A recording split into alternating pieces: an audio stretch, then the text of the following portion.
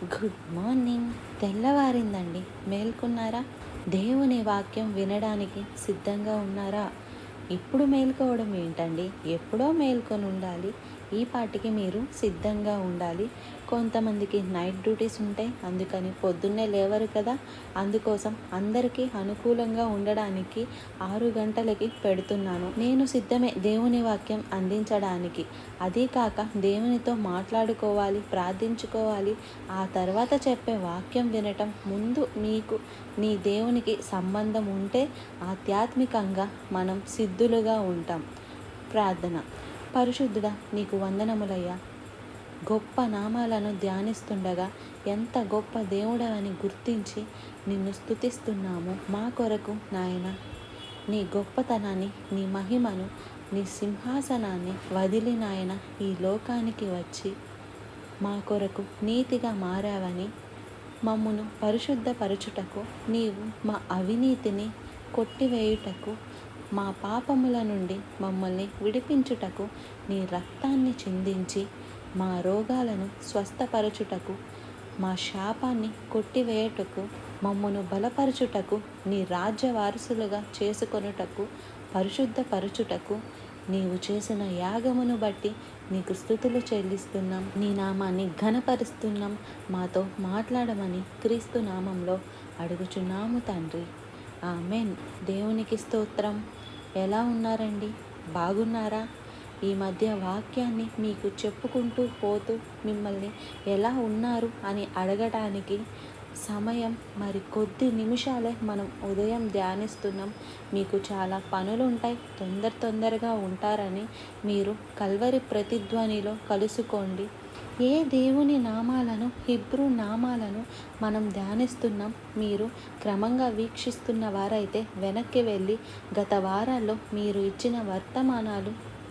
విన్న వర్తమానాలు చూడండి. అనుదిన ధ్యానాన్ని క్రమంగా మీరు వీక్షించండి.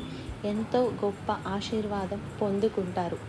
యెహోవా ఈరే, యెహోవా జైరే, ఆయన మన ప్రతి అవసరత తీర్చువాడు, ఆయనే చూచుకుంటాడు అని ధ్యానించాం.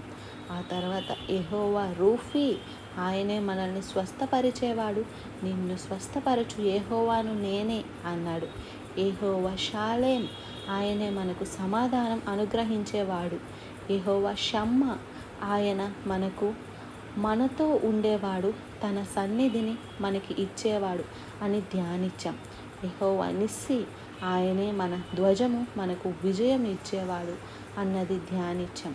అలాగే యెహోవా సిద్కే, అంటే ఆయనే మన నీతి. అలాగే ఈ రోజున మరొక మాట యెహోవా మెకో డిస్కే. కొంచెం కష్టమైన ప్రొనౌన్సియేషన్. మీకు ఈ పదాలు బైబిల్లో, మన తెలుగు బైబిల్లో దొరకపోవచ్చు. దీని సారము, అర్థం మాత్రం ఇక్కడ ఉన్నది చూడండి. లెవియా కాండము, మిమ్మును స్వస్థపరచు యెహోవాను నేనే. 8వ వచనం. మీరు నా కట్టడలను ఆచరించి వాటిని అనుసరింపవలెను. నేను మిమ్మును పరిశుద్ధపరచు యెహోవాను. స్వస్థపరచడం కాదు, నేను మిమ్మును పరిశుద్ధపరచు అన్నాడు. స్వస్థపరిచేవాడు, బలపరిచేవాడు, ఆదరించేవాడు, నడిపించేవాడు, మన అవసరతలు తీర్చేవాడు, మనకు తోడుండేవాడు, మనల్ని ఎత్తుకునేవాడు, మనల్ని మోసేవాడు, మనల్ని కాపాడేవాడు, మనల్ని ఆదరించేవాడు. ఎన్ని పేర్లు పెట్టుకున్నా యేసయ్యకు తీరదండి. ఆయన ప్రేమను మీరు అనుభవిస్తే ఇంకా ఏది మీకు అక్కర్లేదు. ఈ లోకంలో ఏ బాధ లేదు మనకి. బాధలన్నీ మనకి సునాయాసంగా ఉంటాయి. ఎందుకంటే బాధలలో ప్రభువుకి మనం సన్నిహితులం అవుతాం. ప్రభువు మరింతగా మనల్ని హత్తుకుంటాడు, మనల్ని విడిపిస్తాడు, రక్షిస్తాడు, నడిపిస్తాడు, మన కన్నీరు తుడుస్తాడు.